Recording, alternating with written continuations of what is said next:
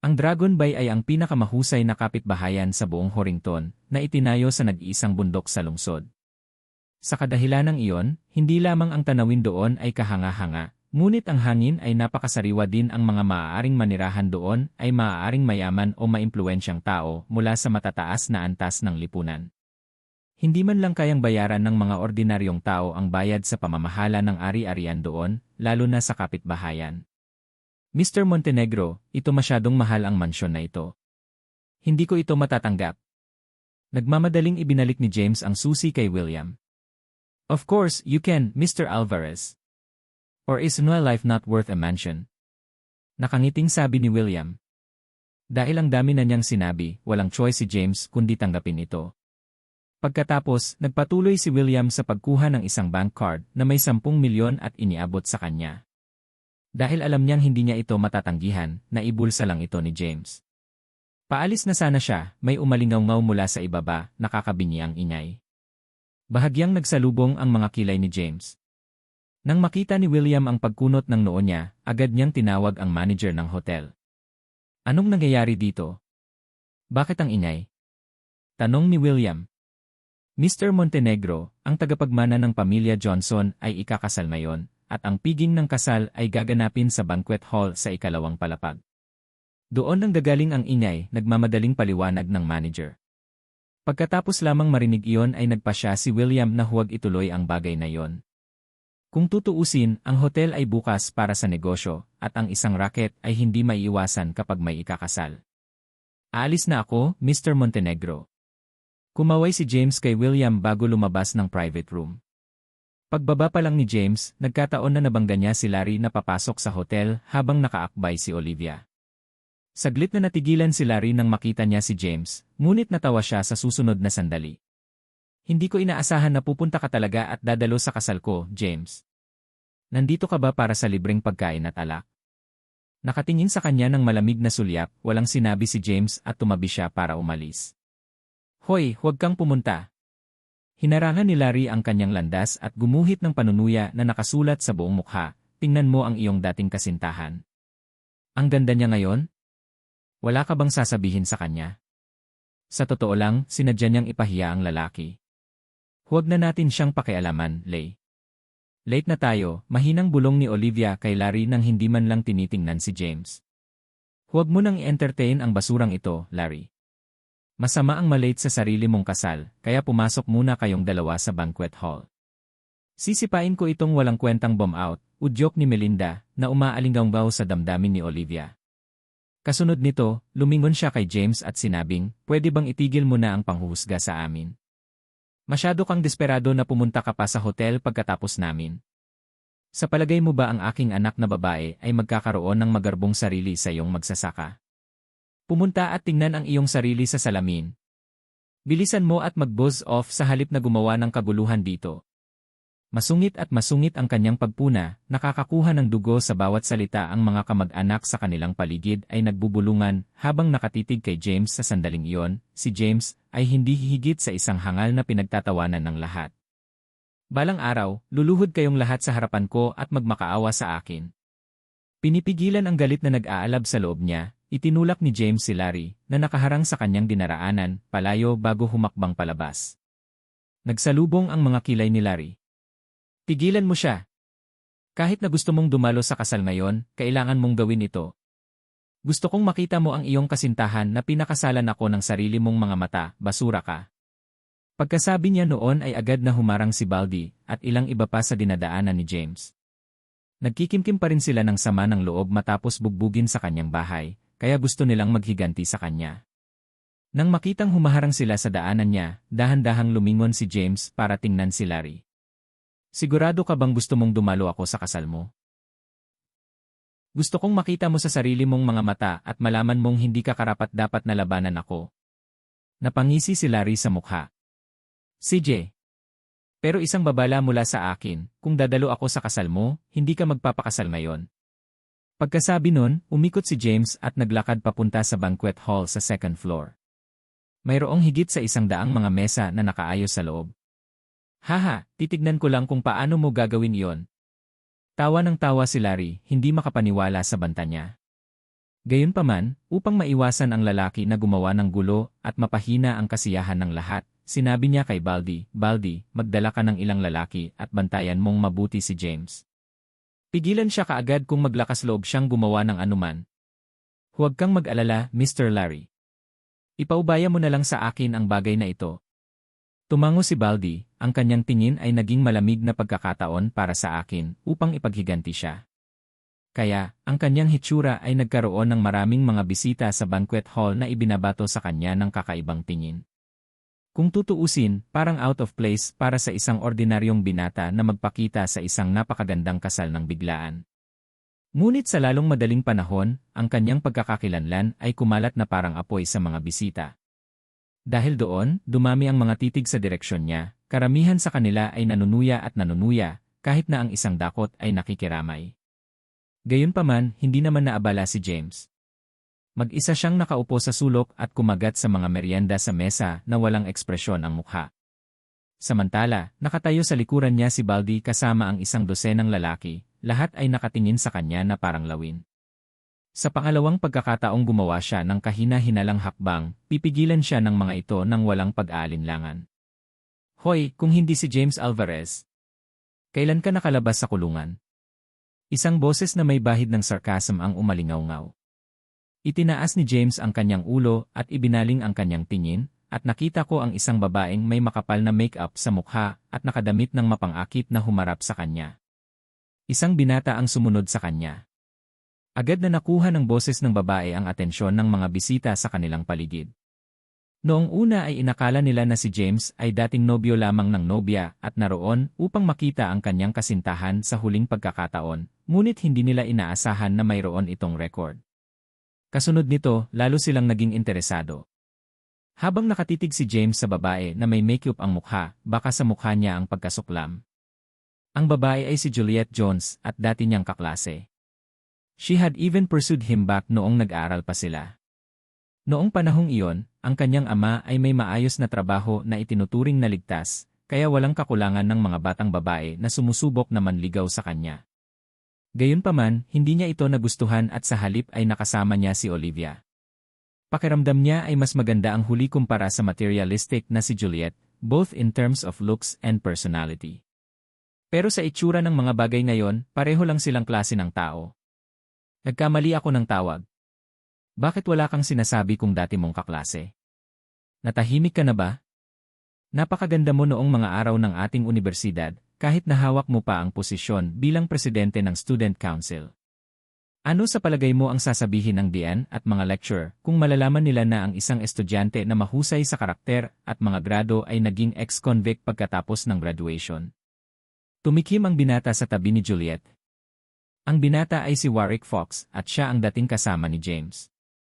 Close na close sila noon pero crush din niya si Olivia. Nang makita niyang nililigawan ni James si Olivia, nagtanim siya ng sama ng loob sa lalaki. Ilang beses niyang sinubukang paghiwalayin ang mga ito, ngunit walang resulta. Pinutol nila ang relasyon pagkatapos nito, ni hindi na nakikipag-ugnayan sa isa pa pagkatapos ng pagtatapos sa unibersidad. Well, the fact that they're both here at the same time probably means na inimbitahan sila ni Olivia. Kung hindi, wala silang karapatang dumalo sa kasal. Sinulyapan lang sila ni James bago sinawsaw ang ulo at tahimik na humigop ng tubig.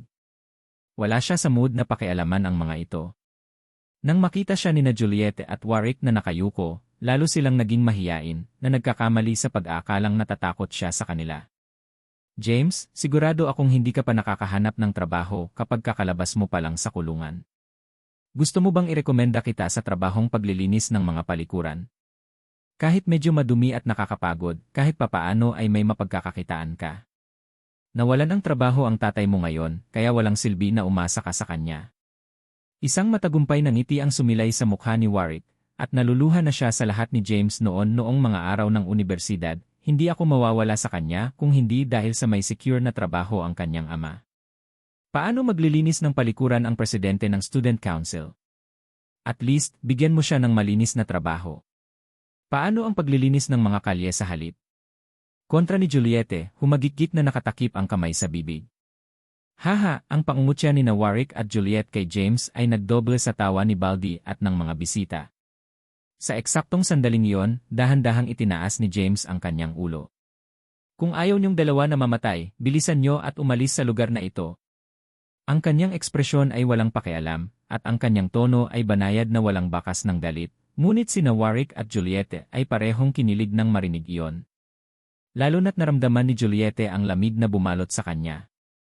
Para bang nabalot ng yelo ang buong pagkatao niya, at hindi man lang siya nangahas na tingnan siya sa mata. Biglang bumara sa kanyang lalamunan ang mga mapang-uyam na salita na inihanda niya noon.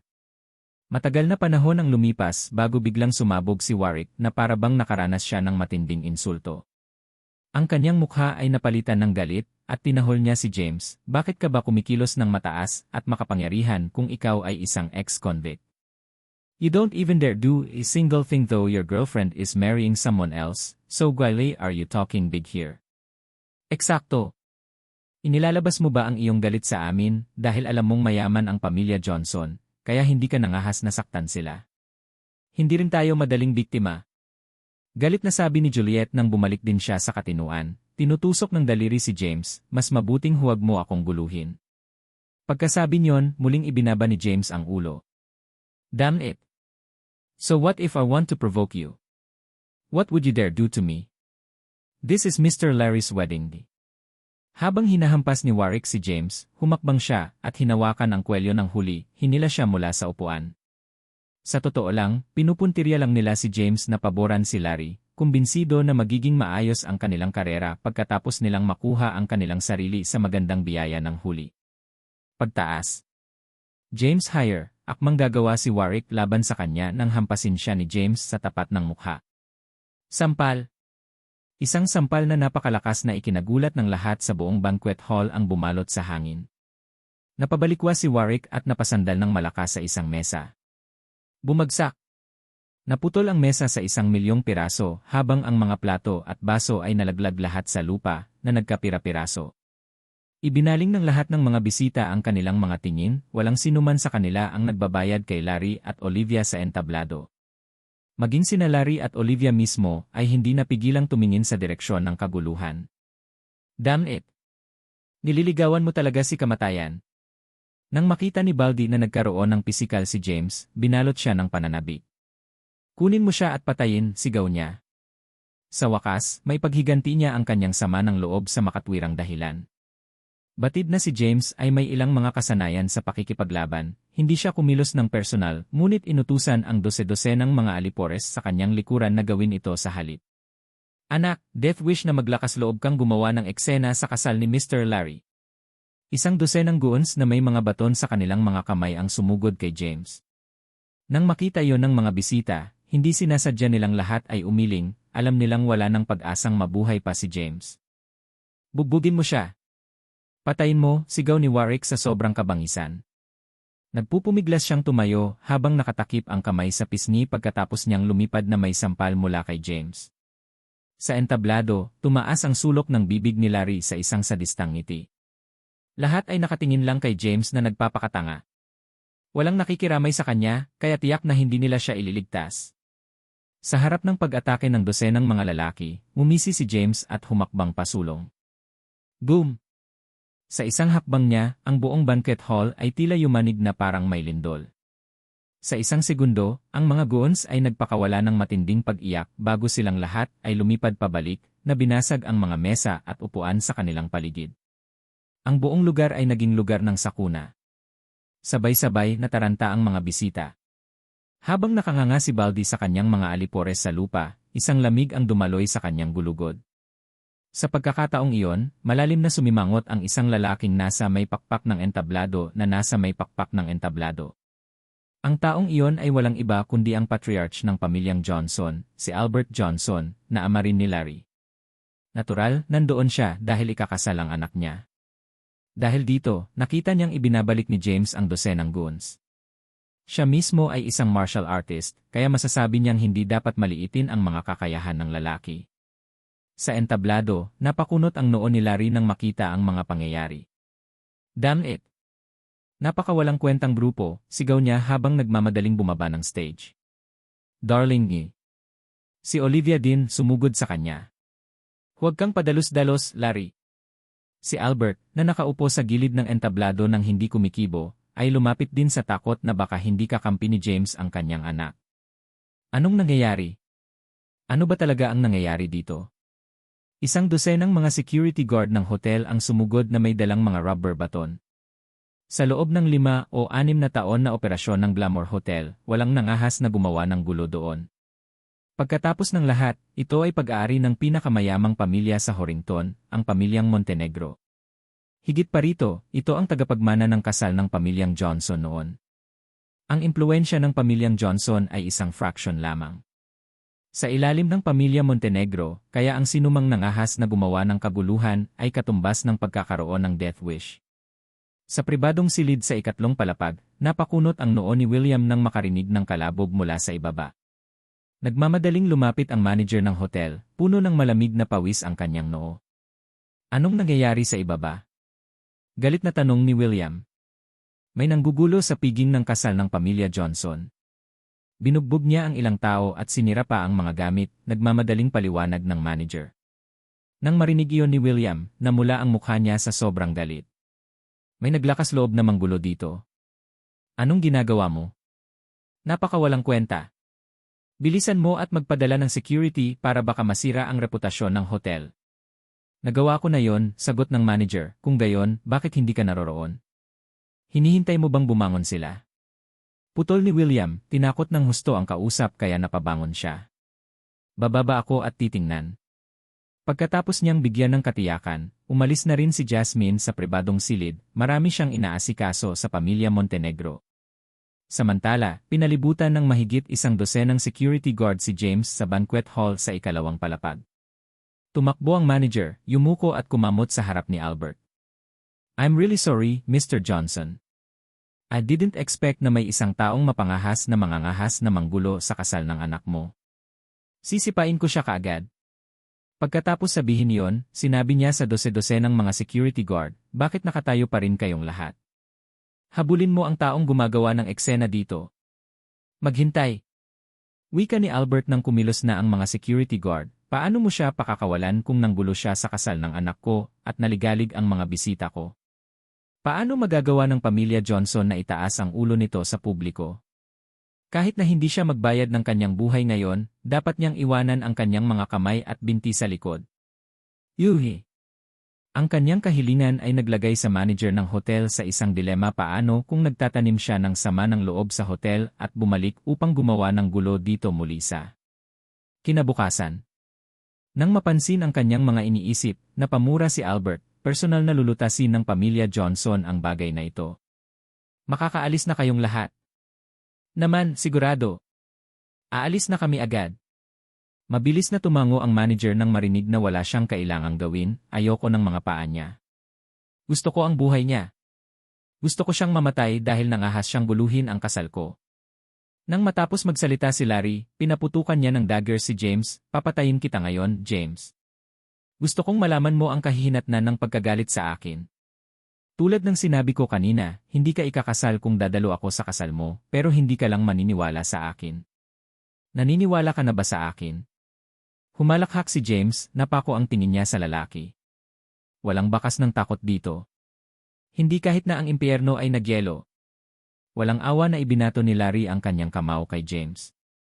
Pumalakpak. Snap! Ang malutong na tunog ng pagkabasag ng mga buto pagkatapos ay nahati ang hangin. Sa mga takong na yon, ang braso ni Larry ay nakayuko pababa sa isang kakaibang anggulo na malinaw na ito ay nabali. Ay! Ang matinding sakit ay napaungol siya sa tuktok ng kanyang mga baga. Natigilan ang lahat nang makita yon. Oh and my God, he actually dared to make a move laban kay Larry. Siguradong nasusuka siya sa buhay. Larry! Mabilis na humakbang si Albert para alalayan si Larry. Matapos suriin ang braso ng huli, napagpasyahan niya na ang kanyang braso ay nabali at gagaling lamang sa loob ng ilang buwan. How dare you hurt my son, you start ka. Papatayin kita. Dahil sa kasal, binalak na lang niyang turuan ng leksyon si James noong una. Ngunit sa sandaling iyon, iisa lang ang nasa isip niya, ang patayin ang lalaki. Kung hindi, siya ay lubusang mapapahiya sa harap ng maraming mga ngalakal sa Horrington na naroroon. Inilabas niya ang kanyang telepono, ipinatawag niya ang lahat ng mga bodyguard sa bahay, lahat ng mga martial artist na ginastos niya sa isang king ransom para upahan. Kaya naman, sila ay mas dalubhasa kaysa kay Baldi at sa kanyang mga alipores, na mga bastos lamang na umaaligid kay Larry upang i-ingratiate ang kanilang sarili sa kanya.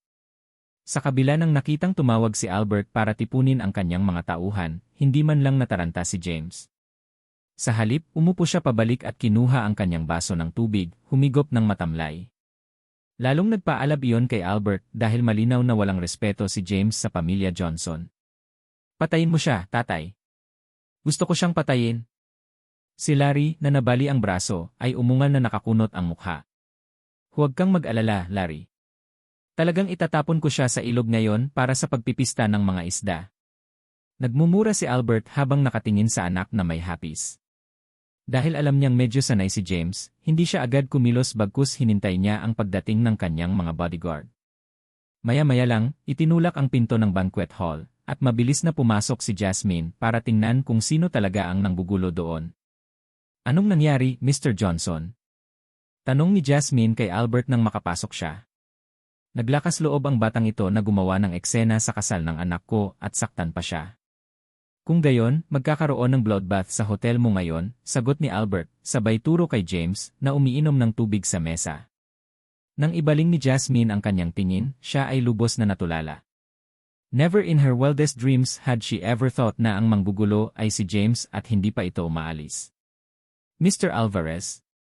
How could it be you? Tanong ni Jasmine na baka sa mukha niya ang pagtataka. Nagulat ka ba, Yuna Montenegro? Ngumiti si James sa kanya. Kilala mo siya, Jasmine. Nagsalubong ang kilay ni Albert. Mr. Johnson, malamang may halo. Nandito si Mr. Alvarez para gamutin ang tatay ko. Lahat ng ito ay hindi pagkakaunawaan, paglilinaw ni Jasmine. Gamutin ang iyong ama. Lalong lumalim ang pagkunot ng noo ni Albert. Sino ka?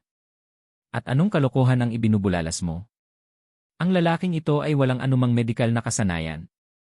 Kakalabas lang niya sa bilangguan ngayon. Sabihin ko sa iyo na wala siyang alam sa ganoong uri. Kilala ko siya sa loob ng maraming taon at hindi ko pa siya nakikitang gumagamot sa sinuman. Huwag kang magpapaloko sa kanya. Napasigaw si Olivia kay Jasmine sa isang iglap ngunit nang makita ang wedding gown kay Olivia, alam niyang ang babae ang bagong nobya ng pamilyang Johnson, kaya't pinigilan niya ang kanyang galit at iginiit, kaya kong magdesisyon kung totoo. Ang katotohanan na hindi mo pa nakikita ito ay hindi nangangahulugan na siya ay walang anumang medikal na kasanayan. Ang daming kalokohan. Paanong hindi ko malalaman ang kakayahan niya? Magkaklase kami sa loob ng 4 na taon noong unibersidad at nagde-date kami ng maraming taon noon. Kahit na may sakit ako, kailangan kong pumunta sa ospital. Umuulan ng malakas minsan at siya ang bumuhat sa akin doon sa likod niya. Kung mayroon siyang medikal na kasanayan, kailangan ko bang pumunta sa ospital? Baka sa mukha ni Olivia ang mapang-asar na ekspresyon. Sa mga mata niya, walang halaga si James. Nang marinig iyon, napatingin si Jasmine kay James. Mukhang naiintindihan niya kung bakit siya nanggugulo sa kasal. Huwag kang makialam sa bagay na ito, Jasmine. Kukuha ako ng eksperto mula sa ibang bansa para gamutin ang iyong ama. Pero ngayon, dapat mamatay ang batang ito, deklara ni Albert. Ang kanyang tono ay hindi nag-iwan ng puwang para sa negosasyon. Mas matanda siya kay Jasmine, kaya natural na hindi niya kailangang maging magalang sa kanya. Hindi mo maaaring saktan si Mr. Alvarez. Initries, gumalaw si Jasmine para tumayo sa harap ni James. Umaasa pa rin ako na ililigtas niya si tatay, kaya hindi ako basta-basta makatingin sa ginagawa nila laban sa kanya. Naging glacial ang ekspresyon ni Albert. Pinipilit mo ba ang kamay ko, Jasmine? Isang pagpatay na layunin ang kumikinang sa kanyang mga mata. Sa lalong madaling panahon ay nahulog ang kanyang mga salita. Dose-dosenang mga bodyguard mula sa pamilya Johnson ang pumasok, lahat. Naglalabas ng mapang-aping aura. Nang makita ni Albert na dumating na sila, mas nanlamig ang mga mata nito habang nakatitig kay James. Mr. Johnson, kahit anong mangyari, hindi ako papayag na saktan mo si Mr. Alvarez. Nang matapos magsalita si Jasmine, mahigit 100 security guard ng hotel ang sumugod at pinagtanggol siya. Ang kapaligiran sa banquet hall ay agad na naging tensyon, at maraming mga bisita ang umatras sa isang ligtas na distansya sa takot na sila ay mahuli sa crossfire kapag sumiklab ang labanan. Girl, pwede kitang patayin anumang oras kung hindi dahil sa ama mo. Tumabi ka kaagad sa sandaling ito. Sa tingin mo ba mapipigilan mo ako sa mga maliliit na security guard na ito? Livid, hindi na nagpakita ng kagandahang loob si Albert kay Jasmine. Kasunod ng kanyang mga salita, ang dose-dosenang mga bodyguard mula sa pamilyang Johnson ay nagpakawala ng kanilang nakakatakot na aura. Iyon lamang ay natakot ang dosenang mga security guard kaya't sila ay naging kasing puti ng isang sheet. Namutla rin si Jasmine, ngunit nanatili siyang nakatayo sa harap ni James na may determinasyon sa kanyang mga mata. Johnson, hindi mo ba naiisip na masyado ka ng lalayo para takutin ang isang bata kapag matanda ka na? Sa eksaktong pagkakataong iyon, muling bumukas ang pinto ng banquet hall, at pumasok si William na may bakas ng pagkadismaya sa kanyang mukha. Nang makita ni Albert na nagpakita si William, inisya niya, dumating ka sa tamang oras, Montenegro. Alisin mo ang iyong anak. Siguradong papatayin ko ang batang ito ngayon. Hindi siya pinansin, tumingin si William kay James at sinabing, I'm sorry about your experience here, Mr. Alvarez. Ang kanyang mapagpakumbabang kilos ay may pagtataka na bumaha sa lahat ng naroon. Hindi mahalaga. Ang pamilyang Johnson ay hindi gaanong mahalaga, kaya wala silang magagawa sa akin, sagot ni James sa kanya na may mahinang ngiti. Gayunpaman, ang kanyang sinabi ay muling nagpagalit kay Albert. Anak, hindi posibleng mapanatili ng pamilyang Johnson ang ating kinatatayuan sa Horrington kung hindi kita papatayin ngayon. Pagkasabi noon ay nilingon niya ang dose-dosenang bodyguards niya. Ang sinumang pumatay sa kanya ay magkakaroon ng gantimpala na 1,000,000. Sa sandaling marinig nila ang tungkol sa gantimpala sa pera, isang matakaw na tingin ang sumilay sa kanilang mga mata, at lahat sila ay nagkuyom ng kanilang mga palad sa pag-asa. Titignan ko lang kung sino ang maglakas loob na gumawa ng isang galaw. Huwag kalimutan na teritoryo ko ito dito, at ito ang aking hotel. Sumisigaw si William habang umaalinggaw ang kanyang mga salita. Dumating din ang ilang dose-dosenang mga security guard. Ang mga security guard sa Montenegro residence at lahat ng iba pang mga ari-arian ay nagmamadali sa ngayon. Malapit nang dumating ang mga bodyguard mula sa Montenegro residence. Nagsumbong ang mayordoma kay William. Nang tumango si William bilang pagsang-ayon, umatras siya sa gilid. Samantala, agad na kumunot ang noo ni Albert nang marinig ang ulat ng butler. Pinaplano mo bang makipaglaban sa akin dahil lang sa batang ito, William? Albert, kung pipilitin mong patayin si Mr. Alvarez, wala akong pakialam na makipaglaban sa pamilyang Johnson. Sa tingin mo matatakot ako sa'yo? Walang takot na pahayag ni William. Magkapantay ang lakas ng mga pamilyang Montenegro at Johnson, kaya ang magkabilang panig ay tiyak na magdaranas ng matinding pagkatalo kung sila ay makikipag-away. Ang lahat ng mga panauhin ay umatras sa malayo, kahit na sa loob-loob nila ay inaakala nila, kung ang mga pamilyang Montenegro at Johnson ay iduk ito, tiyak na makikinabang ito sa ibang mga pamilya. Pulang-pula ang mukha ni Albert, at tumindi ang intensyon ng pagpatay sa kanyang mga mata. Pinipilit mo ang kamay ko, kaya huwag mo akong sisihin sa hindi pagpapakita ng paggalang sa iyo, William. Nakalimutan mo ang isang bagay, may utang na loob si Mr. Fernandez sa pamilya Johnson. Sa sandaling bumagsak ang kanyang mga salita, nagbago ang ekspresyon ni William, at isang bahagyang gulat ang pumasok sa kanyang mga mata. Pati ang mga panauhin sa paligid nila ay kinilig nang marinig nila ang pangalang iyon, at ang lamig ay dumaloy sa kanilang mga gulugod. Ang tinaguriang E. Fernandez ay kilala bilang Gabriel Fernandez, at siya ang pinuno ng Templar Regiment. Sa katunayan, siya ang tunay na hari sa ilalim ng lupa ng buong Horrington. May isang kilalang kasabihan sa Horrington na naglalarawan ng kakayahan ng Templar Regiment, kahit na masaktan mo ang Grim Reaper, huwag kailanman lalabag sa Templar Regiment. Bilang pinuno ng Templar Regiment, si Gabriel ay isang figura na maaaring magpadala ng mga ripples sa buong Horrington sa isang solong pagtapak ng kanyang paa. Nang mapansin ang takot na ekspresyon ni William, napatitig si Albert. Magpapanggap akong walang nangyari kung aalis ka ngayon kasama ng mga tauhan mo, William. Huwag mo akong pilitin na tawagan si Mr. Fernandez. Namilog ang gilid ng mata ni William, at napanganga siya dahil napakatalino ng pangalan ni Gabriel na hindi siya kayang masaktan ng pamilya Montenegro. Umalis ka na kasama ng mga tauhan mo, udyok ni James dahil nakikita niya ang pag-aalinlangan ng lalaki. Nakanganga ang kanyang mga ngipin, sinabi ni William, ikaw ang nagligtas sa buhay ko, Mr. Alvarez. Hindi mo ba ako sinisiraan sa pagsasabi ng ganyan? Kung may away mamaya, ipapatakbo ko si Jasmine sa'yo. Ni Gabriel o Albert ay hindi maglalakas loob na patayin ako. Daddy. Mahigpit na kumapit si Jasmine sa manggas niya. Jasmine, pumunta ka sa secret chamber sa Montenegro residence pagkatapos tumakas kasama si Mr. Alvarez. Hintayin mong kumalma ang lahat bago lumabas, bilin ni William sa kanya. So, what's your decision, William? Gusto mo bang buluhin ko si Mr. Fernandez? Tanong ni Albert nang makitang hindi pa rin nilinaw ni William ang kanyang paninindigan. Ipagtatanggol ko si Mr. Alvarez hanggang sa dulo, Albert. Sagot ni William na may matibay na determinasyon na nakasulat sa buong mukha niya. Fine. Pinupuri kita sa lakas ng loob mo. Nakakuyom ang panga, tinawagan agad ni Albert si Gabriel.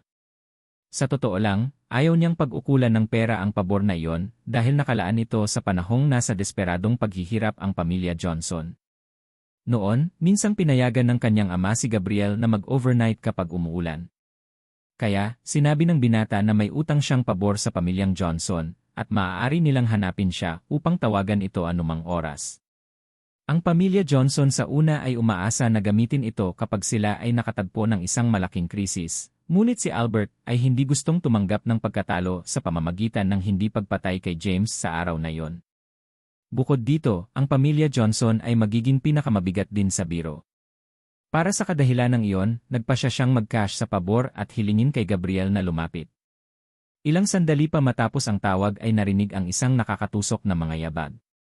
Maraming tao ang itinapon ang kanilang mga tingin sa labas ng bintana, ngunit agad na natulala. Pinalibutan ng mga lalaking naka-black suit at may hawak na machete ang Glamour Hotel. Daan-daan sila at lahat sila ay naglabas ng mamamatay tao na aura. Labis na kawalan ng pag-asa ang nagpabigat kay William nang makita niya ang tanawing iyon. Crap! Mukhang hindi matatakasan ni Mr. Alvarez ang kamatayan ngayon. I click! Itinulak ang pinto ng banquet hall. 20 higit sa matipunong lalaki na nakasuit na nakatayo sa taas na 1.7 metro ang sumugod na may malamig na ekspresyon sa kanilang mga mukha. Nakatayo sila sa dalawang hanay na nakataas ang kanilang mga ulo at namumungay ang mga dibdib na bumubuo ng mga tuwid na linya. Welcome, Mr. Fernandez, sabay-sabay na bati ng 20 lalaking nakasuit, napakalakas ng kanilang mga boses kaya't yumanig ang chandelier sa kisame. Napakagandang panoorin. Tulad ng inaasahan kay Mr. Fernandez. Ipikit nating lahat ang ating mga bibig baka tayo ay mawalan ng buhay, bulungan ng mga tao sa kanilang mga sarili, ngunit napatakip silang lahat sa kanilang mga bibig. Sinanay ng lahat ang kanilang mga tingin sa direksyon ng pinto. Maya-maya, pumasok ang isang nasa katanghaliang gulang na lalaki na humigit kumulang 50 taong gulang na nakasuot ng fitted suit at leather na sapatos. Ang mga leather na sapatos ay napakakinang na naaninag nito ang mukha ng isang tao. Ang taong iyon ay walang iba kundi ang underground na hari ng Horrington at ang pinuno ng Templar Regiment, si Gabriel Fernandez. Mr. Fernandez, bati ni Albert na nagmamadaling sumulong. Ako ay sobrang abala. Sino ang gusto mong patayin? Tanong ni Gabriel habang nakaturo kay James, sumagot si Albert, siya. Nilibot ni Gabriel ang tingin kay James, only to see na ang lalaki ay nakasuot ng ordinaryo at medyo payat. Nagtataka ako kung bakit gusto siyang patayin ni Albert. Pagkatapos ay humarap siya kay James. Tumayo sina William at Jasmine sa harap ni James, at pareho silang nanginginig habang nakatingin sa papalapit na lalaki. Buzz off! Nakasimangot na utos ni Gabriel nang makitang nakaharang sila sa dinadaanan niya. Sa dalawang salitang iyon lamang at sa mapang-aping aura na kanyang ipinalabas, si William at Jasmine ay nakaramdam ng sobrang hininga na halos hindi na sila makahinga. Nang makita yon, ipinatong ni James ang kanyang mga kamay sa kanilang mga balikat. Tumabi ka, Mr. at Ma'am Montenegro. Ako na lang ang bahala sa mga bagay ko. Itinulak niya ang mga ito sa isang tabi bago humakbang pasulong na humarap kay Gabriel. Huwag mo siyang patayin ng mabilis, Mr. Fernandez. Kailangan mo siyang pahirapan ng dahan-dahan. Napasigaw sila rin nang makitang dumating na si Gabriel. Tinuturuan mo ba ako kung ano ang gagawin? Nagsalubong ang mga kilay ni Gabriel at pinutol ang tingin sa binata. Sa tingin pa lang na yon, sa sobrang takot ni Larry, ay halos maiihinan niya ang kanyang pantalon. Dali-dali siyang umatras habang sumisigaw, "No, no. Of course not me. How dare you speak to Mr. Fernandez in such honor, you wizard." Humakbang si Albert at sinampal siya ng malakas sa mukha. Then, he flashed Gabriel an apologetic smile and murmured, "Walang alam ang anak ko, kaya wag kang magtampo sa kanya, Mr. Fernandez. Hayaan mo akong sabihin sa iyo ang isang bagay, Albert Johnson. Sa katunayan, may utang akong pabor sa pamilyang Johnson. Gayunpaman, hindi ako lingkod ng iyong pamilya. Sana ay maunawaan mo iyon." Babala ni Gabriel sa malamig na boses. "Siyempre, naiintindihan ko iyon. Isa kang iginagalang na panauhin ng pamilya Johnson, Mr. Fernandez. Paano ka magiging katulong?" Natakot si Albert hanggang sa pinagpawisan niya ang kanyang anak dahil sa putol na braso niya, kaya't napayuko siya nang hindi naglakas loob na umimik pagkatapos ng sampal. Fernandez, saglit lang ito ng padalos-dalos sa panig ni E. Alvarez. Nobya niya ang nobya, ngunit ninakaw siya ni Larry, kaya medyo nagdamdam siya, paliwanag ni William na may masayang ngiti habang nagmamadaling sumulong. "Oh, I see." Tumango si Gabriel, sa wakas ay naunawaan niya kung bakit ang tila ordinaryong lalaki ay naglakas loob na gumawa ng kaguluhan sa kasal ng pamilya Johnson, kaya pala ang kanyang kasintahan ay ninakaw mula sa kanya, ngunit sa sumunod na sandali, bigla siyang natigilan at nagtanong kay William, "Ano ang tawag mo sa kanya? Siya ang pinakamayamang tao sa Horrington, kaya bakit niya tatawagin ang isang kabataang nasa maagang 20s bilang Mr. Dapat may dahilan sa likod nito. Mr. Alvarez?" Nagtataka si William, ngunit siya. Hindi nagtagal ay napagtanto kung ano ang ibig sabihin ng lalaki. Kaya, ipinaliwanag niya, "Iniligtas ni Mr. Alvarez ang aking buhay, kaya poprotektahan ko siya ngayon kahit na ano pa ang mangyari." Noon lang lubos na naunawaan ni Gabriel ang buong bagay. Sa katunayan, ito ay isang maliit na bagay lamang, ngunit ito ay naging isang napakalaking bagay nang ang pamilya Montenegro at ang pamilyang Johnson ay nagsimulang mag-away. At iyon ang dahilan kung bakit ako pinatawag ng pamilya Johnson dito. Tignan mo ang napakalaking kaguluhan na ginawa niyong dalawa mula sa walang kabuluhang bagay na ito. Pareho kayong maimpluwensyang tao sa Horrington, kaya dapat ay ingatan niyo ang inyong imahe. Dahil ang batang ito ay gumawa ng eksena sa kasal at nasugatan ang tagapagmana ng pamilyang Johnson, hindi siya madaling payagan. Gayunpaman, ang kanyang pagkakasala ay hindi ginagarantiyahan ang parusang kamatayan.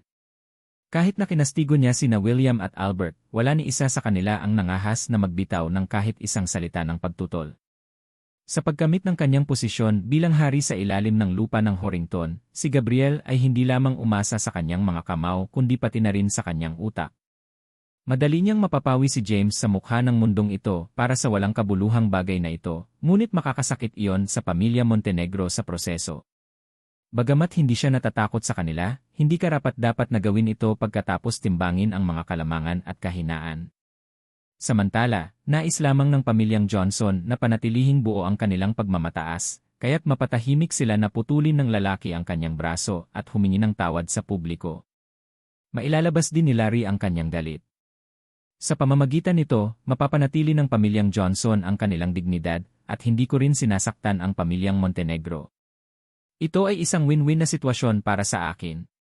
Ano sa tingin niyo dalawa sa mungkahi ko? Tanong niya nang mapansin niyang parehong walang imik si William at Albert. Hindi na siya nag-abalang magtanong sa kausap na si James dahil chess piece lang ang lalaki sa paningin niya. Dahil dito, kinailangan ni James na gawin ang anumang hinihiling sa kanya. Kahit anong sabihin mo, Mr. Fernandez. Ni William o Albert ay hindi nangahas na magkaroon ng anumang pagtutol. Hindi ba ito simple? Bakit kailangan mong gumawa ng isang malaking fanfare mula sa mga bagay? Para bang ito ay isang bagay na napakahalaga?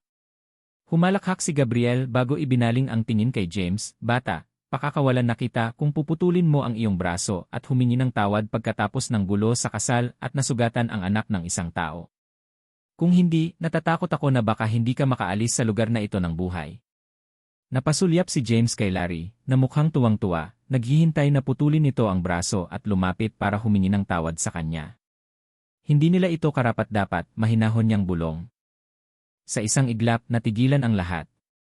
Pagkatapos ng lahat, walang sinuman sa Horrington ang nangahas na sumalungat sa utos ni Gabriel. Ngunit sa araw na yon, ang tila ordinaryong James ay hindi nagpapakita sa kanya ng anumang paggalang.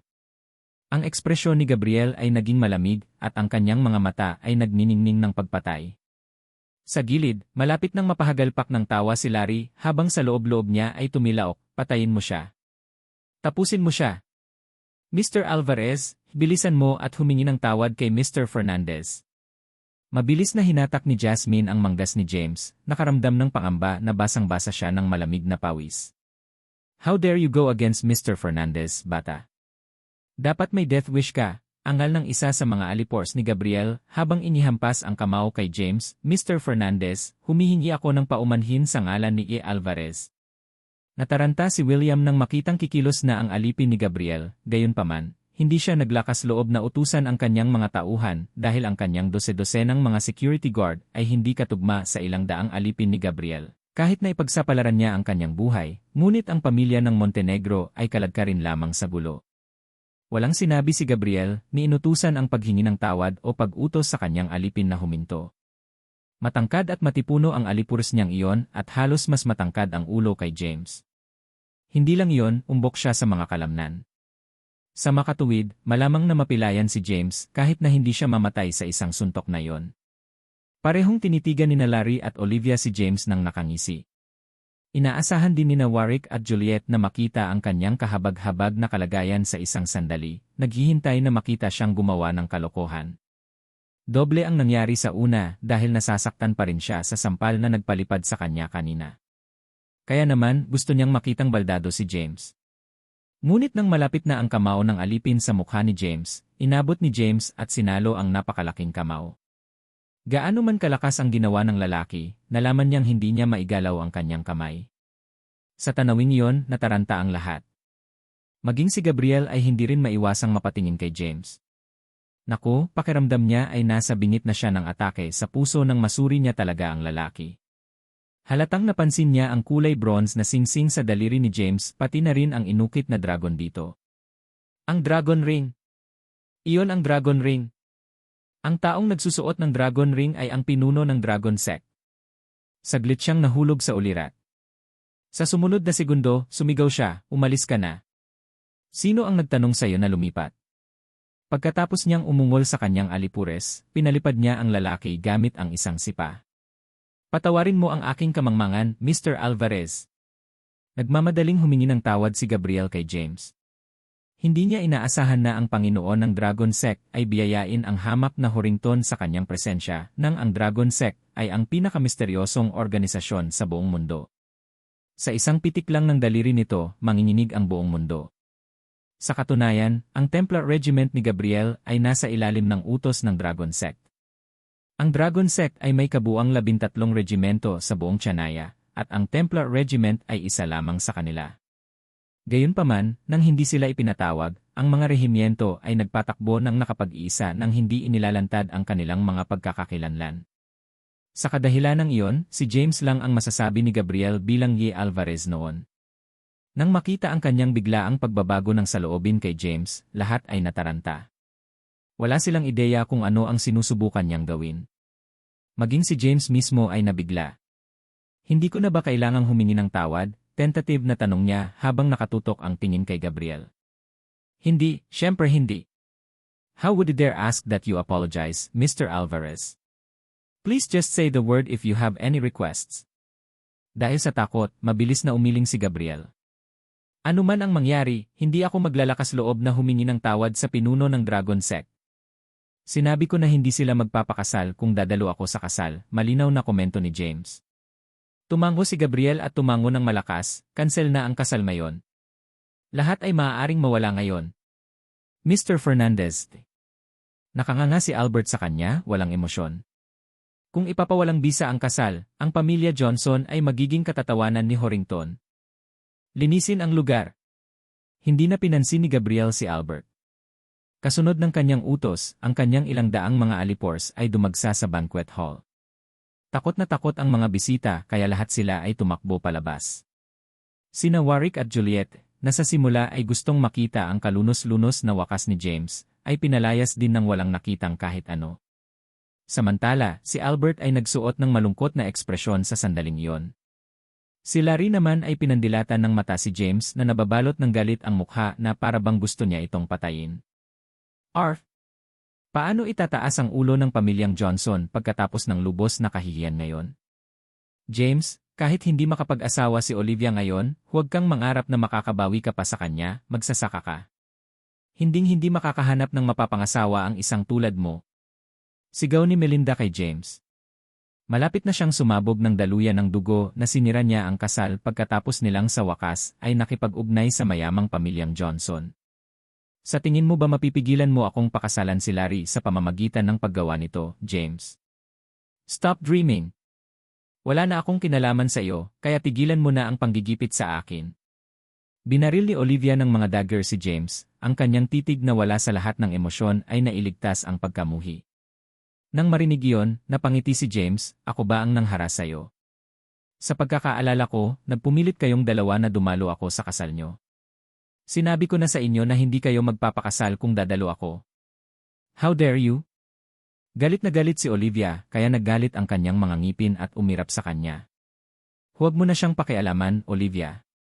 Sinadya niyang galitin ka at pilit kang makausap pa siya. Tignan mo ang makulit niyang mukha. Dagdag pa sa pagiging ex-convict niya habang buhay siyang bachelor.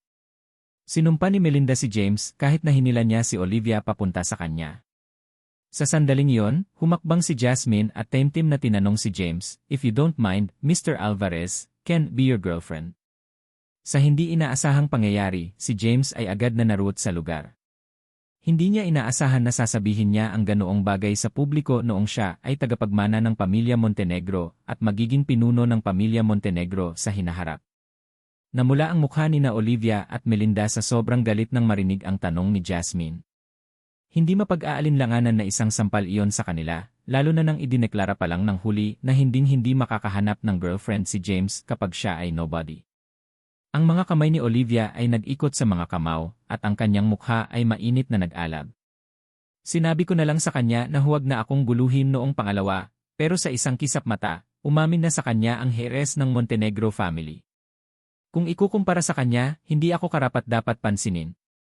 Mangyaring payagan akong isaalang-alang ito sa loob ng 2 araw, yun nga Montenegro. Hindi pa ako handa. Isang ngiti na nagpapasalamat si James kay Jasmine. Alam niyang sinasabi lang nito iyon para matulungan siya at mapatunayang mali si Olivia at ang kanyang ina. Gayunpaman, lubos pa rin siyang nagpapasalamat na tutulungan siya nito sa halaga ng kanyang reputasyon. I'll rely in my best and give in my all para tanggapin mo ako, Mr. Alvarez. Isang matamis na ngiti ang iginanti ni Jasmine sa kanya.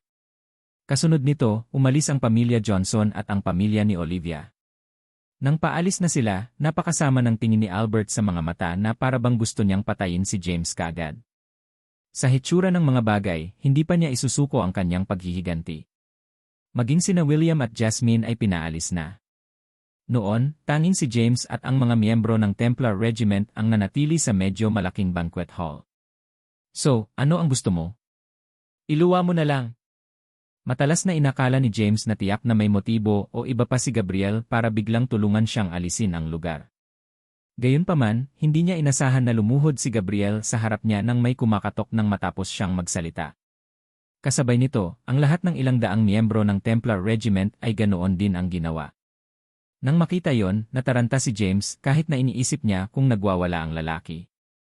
Ang iyong lingkod, si Gabriel Fernandez, ang pinuno ng Templar Regiment, ay nasa serbisyo mo, aking Panginoon. Sa iyong paglilingkod, Panginoon ko, sabay-sabay na umalinggaw ang ilang daang miyembro ng Templar Regiment.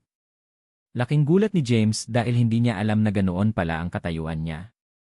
You! Maling tao ba ang nakuha mo? Hindi ako ang iyong Panginoon.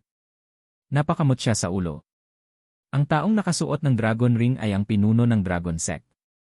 Walang pagkakamali dyan. Jeet ni Gabriel. Sa sinabing iyon, isang fragment ng memorya ang sumagi sa isip ni James noong nasa kulungan ako, si Diego ay patuloy na iginigiit na siya ang pinuno ng Dragon Sect. Tanong ni James matapos tanggalin ang sing-sing-gi. Iyan ang dragon ring ng Dragon Sect. Ayon sa mga alituntunin ng Dragon Sect, ang sinumang magsuot nito ay ang pinuno ng Dragon Sect. Paliwanag ni Gabriel na iniangat ang kanyang ulo at tinitigan ang singsing na nasa kamay ng lalaki na medyo hindi komportable na makita silang lahat na nakaluhod. Kumaway si James ng isang kamay. Salamat, Panginoon ko. Tumayo lahat si Gabriel at ang mga miyembro ng Templar Regiment, magiging tapat ako sa inyo. Hindi talaga ako ang iyong Panginoon dahil may nagregalo sa akin ng singsing na ito. Maling tao ka talaga. Paglilinaw ni James, ang Dragon Ring lang ang kinikilala namin, hindi ang mismong tao. Dahil nasa iyo ang Dragon Ring, ikaw ang aming Panginoon. Magalang na sagot ni Gabriel nang marinig iyon, tila sinadya ni Diego ang kanyang posisyon sa akin. Tanong niya. Ang Dragon Sect ay may kabuuang 13 regiment, at ang Templar Regiment ay isa lamang sa kanila. Gayunpaman, hindi ako pamilyar sa mga miyembro ng iba pang mga regiment at bihira kaming makipag-usap. Ang tanging exception ay kapag ipinatawag tayo ng ating Panginoon. Kung hindi, hindi natin basta-basta masisiwalat ang ating mga pagkakakilanlan, paliwanag ni Gabriel. Nawala ang mga salita kay James pagkatapos niyang marinig iyon. Ang isang Templar Regiment ay maaaring yugyugin ang buong lungsod ng Horrington sa isang tadyak lang ng paa nito, kaya't ang Dragon Sect ay tiyak na napakalakas kung mayroong 13 na ganoong mga regiment.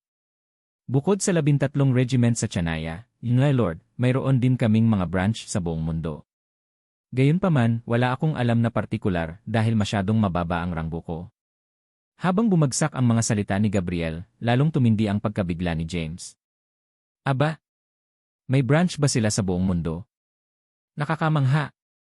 Hindi ko talaga maintindihan kung paanong ang isang palpak na lalaki na tulad ni Diego ay maaaring maging isang napakalakas na figura. Sa mismong sandaling iyon, inaasahan niya ang pagdating ng ika-15 ng Hulyo.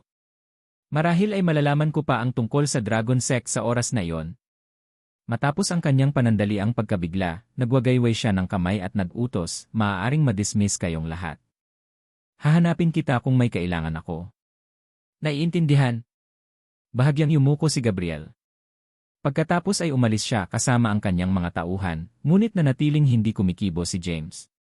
Matagal na magulo ang kanyang emosyon habang nalilibugan siya sa biglaang pagkakakilanlan na ipinagkaloob sa kanya. Samantala, hindi pa umaalis sa Glamour Hotel sina William at Jasmine, ngunit nagtungo sa opisina ng manager sa itaas na palapag. Ito ay pag-aari ng pamilya Montenegro, kaya maaari silang pumunta kahit saan nila gusto. Seryoso ka ba noong sinabi mo yan kay Mr. Alvarez kanina lang, Jasmine? Tanong ni William na nakatitig kay Jasmine. Ano ba ang tinutukoy mo? Bilang tugon, tulala si Jasmine. I-drop ang pagkilos na iyon. Kilala ko ang aking anak na babae. Sa tingin mo ba ay hindi ko alam ang iyong iniisip? Nakangiting sagot ni William. Dad, tinutulungan ko lang po siya kanina. Paano kaya ako nahuhulog sa kanya gayong ngayon pa lang kami magkakilala? Pinanlakihan siya ng mata ni Jasmine, ngunit nabahira ng pamumula ang kanyang pisngi. Medyo magaling siya. He has above average looks and his medical skills are impressive. Pero hindi lang ako sigurado kung paano siya pamasahe sa ibang aspeto. Maganda ang impresyon ni William kay James, pero hindi sapat ang medical skills para maging manugang ng pamilya Montenegro. Tutal, nag-iisang anak na babae si Jasmine, kaya ibibigay niya sa kanya ang mga negosyo ng pamilya Montenegro. Dahil dito, kailangan niyang humanap ng taong makakatulong sa kanya na pamahalaan ang kumpanya. Tay, itigil mo na ang labis na pag-iisip. Tumalikod si Jasmine. Sa katunayan, mas lalong lumaki ang paghanga ni Jasmine kay James.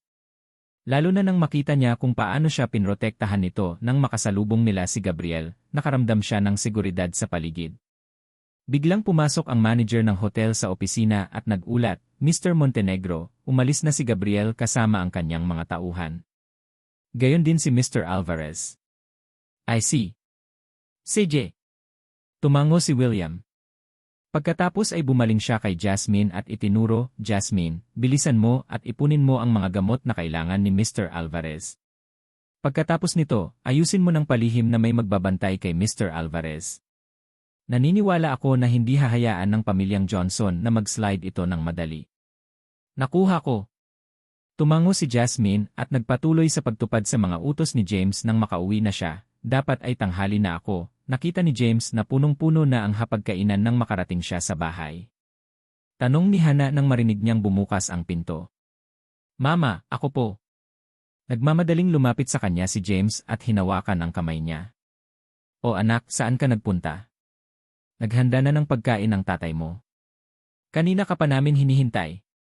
Bagamat parang nagmumukmok si Hana, puno ng saya ang kanyang mukha.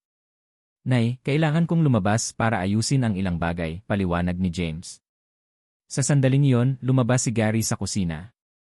Hindi tulad ng 3 taon na ang nakalilipas, si Gary ay tila tumanda ng medyo mabilis. Puti ang buhok niya at puno ng kulubot ang mukha. Bumalik ka na, simpleng sabi ni Gary. Puno ng pananabik ang mga mata niya nang makita si James. Gayunpaman, sinubukan niyang itago ang kanyang nararamdaman. Tumango si James na bahagyang namumula ang mga mata. Sa pagiging breadwinner ng aming pamilya, dati kang isang civil servant na tinitingala ng lahat. Noon, ikaw ay isang masigla at magara na lalaking nakatoks. Sa kasamaang palad, ang nakalipas na 3 taon ay dapat na mahirap sa'yo. Tara kain na tayo bago lumamig ang pagkain. Sabi ni Gary bago niya inihain kay James ang isang plato ng pasta. Mahigpit ang pagpapalaki ni James dahil isang authoritative figure si Gary sa bahay. Kaya naman, hindi naging pamantayan para kay Gary na maghain ng pagkain sa sambahayan. Bukod dito, ang mga pagkain ay palaging inihahanda para kay Gary sa halip na kabaligtaran. Sa katunayan, ang kanilang paraan ng pamumuhay ay lubhang nagbago.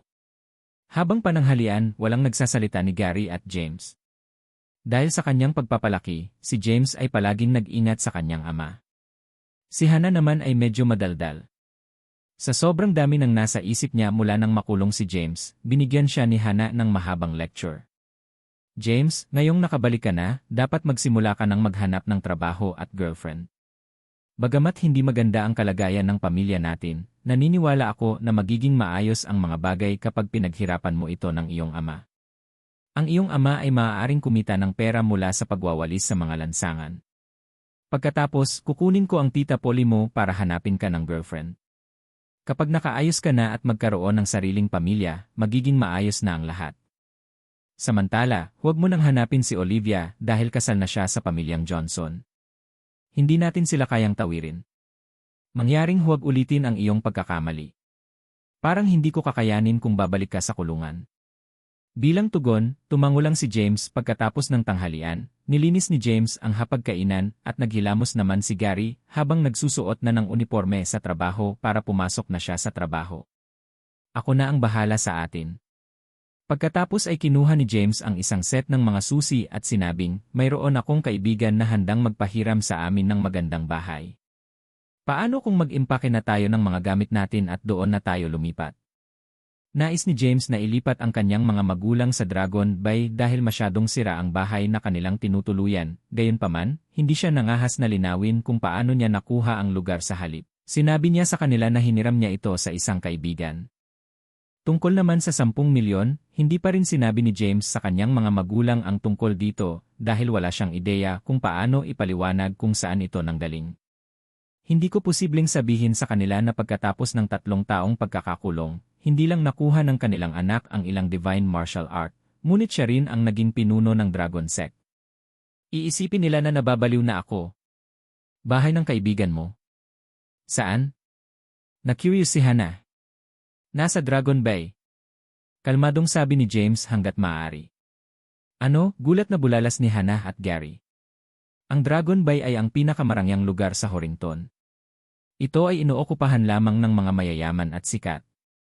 Napakamahal na kahit na hindi nawalan ng trabaho si Gary, hindi niya kayang manatili doon sa buong buhay niya. Ano ba talaga ang kaibigan mo? Hindi lang siya makakabili ng bahay doon, kundi pinapahiram din niya ito sa iyo, matigas na tanong ni Gary. Yungam. Hindi mo malalaman kahit sabihin ko sa'yo. Hindi nakakumbinsi na sagot ni James. Ile. Gary scoffed and continued, sa tingin mo kaya mo kaming lokohin? Una, paano ka nagkaroon ng ganoong kaibigan? Pangalawa, walang paraan na may magpapahiram ng bahay sa iba sa Dragon Bay. Wala ka bang ibang natutunan sa kulungan maliban sa bluffing? Paano kung humanap ka na lang ng maayos na trabaho at itigil ang pangangarap? Palibhasa ay hindi kumbinsido, ipinagpatuloy ni Gary ang pagsusuot ng kanyang damit pang trabaho at malapit na siyang magbakasyon para magtrabaho. Dad, paano mo nasasabing nambobola ako kung hindi mo pa nakikita ang bahay? Bakit hindi mo na lang ako bigyan ng credit? Ano man ang iniisip mo, determinado akong ilipat tayo doon ngayon. Inis na sigaw ni James sa buong buhay niya, hindi kailanman binigyan ni Gary si James ng pagkilalang nararapat sa kanya, kahit noong minsang naging presidente si James ng Student Council sa universidad dahil sa kanyang magandang resulta sa pag-aaral. Tumanggi si Gary na kilalanin ang kanyang tagumpay bilang isang ama. Sinubukan ni Hannah na pakalmahin si James. Gary, kakauwi lang ng anak mo. Bakit hindi mo magawang maging mabait sa kanya? Matapos bigyan ng pansin si Gary, lumingon si Hannah kay James. James, naniniwala ako sa'yo. Bakit hindi mo ako dalhin sa Dragon Bay para mag-ikot? Hindi pa ako nakapunta doon. Okay, Mom. Magpapataksi ako kagad. Pansamantala, pakipack up na ang mga gamit namin. Nag-walk out si James. Nang lampasan niya si Gary, bumulong siya, Tay, nagsasabi ako ng totoo. Sumunod ka sa akin at makikita mo mismo. Matapos ang ilang pag-aalinlangan, sumunod si Gary at inayos na rin ang kanyang mga gamit. Tatlo sa kanila ay nakarating na sa Dragon Bay sakay ng taxi. May dalawang nakakatakot na security guard na nakatayo sa entrance. Sa katunayan, kahit ang pagiging security guard sa Dragon Bay ay itinuturing na isang hindi kapanipaniwalang gawain. Walang paraan na makukuha ng isang tao ang trabaho nang walang ilang koneksyon sa mga iginagalang na individual. Nang makita ng mga security guard ang paparating na taxi, isa sa kanila ang sumugod papunta dito. Habang nakaharang sa pasukan, nagtanong siya na may pagtataka sa tono, anong ginagawa mo dito? Sa buong 3 taon niyang pagiging security guard sa Dragon Bay, wala pa siyang nakitang pumasok sa isang taxi. Iyon ay dahil lahat ng mga residente sa lugar ay maruruming mayaman. Lahat sila ay may kanya-kanyang sasakyan at maging mga personal na driver. Ako ay residente dito. Kalmadong sabi ni James pagkababa ng sasakyan. Residente. Pinalaki ng security guard si James bago sinulyapan ang kanyang mga magulang. Dahil hindi kumbinsido ang gwardiya, napangiti ang gwardiya, nakakita na ako ng napakaraming tao na katulad mo. Kung umaasa kang mamasyal sa Dragon Bay, iminumungkahi kong tumalikod ka at umalis. Nilinaw ng gwardiya na hindi siya naniniwala kahit kaunti kay James. Matapos makita ang tatlo sa kanila sa simpleng pananamit, natitiyak niyang wala sa kanila ang mukhang kayang bumili ng bahay sa Dragon Bay. Dahil sa prestihyo ng Dragon Bay, marami talagang mga karaniwang tao na magbalakayo bilang mga residente para lang makapasok at masilip. Kaya naman, inisip ng security guard na walang pinagkaiba si James.